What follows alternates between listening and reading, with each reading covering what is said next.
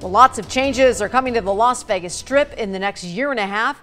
It's not just the skyline that is seeing a major shift. And 13 Action News reporter Brian Callahan joins us live to explain how experts say companies are changing the way they market to tourists.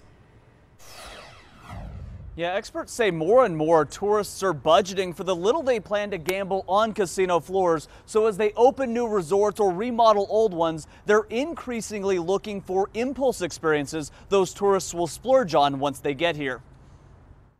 Increasingly, it's a non-gaming, people are just gambling other places. As the size of casino floors in newer properties like Resorts World are expected to shrink, experts say resort companies are increasingly turning their attention to the impulse business. I think restaurants are definitely booming. That's some place where people tend to make their decision here, so they're going to put a lot more effort into promoting that. The one area of gambling that remains strong is also one of the places Las Vegas is working to increase tourism.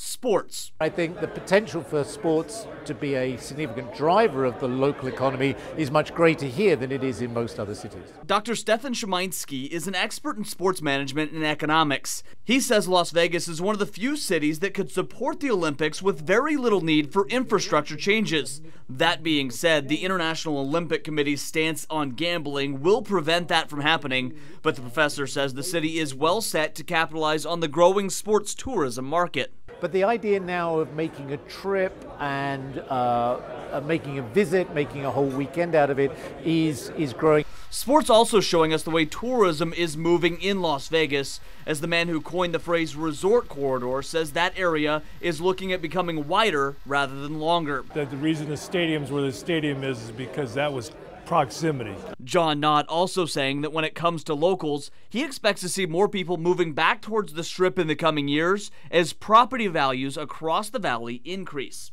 That's that live, work, play mentality of a downtown, and that's going to become bigger.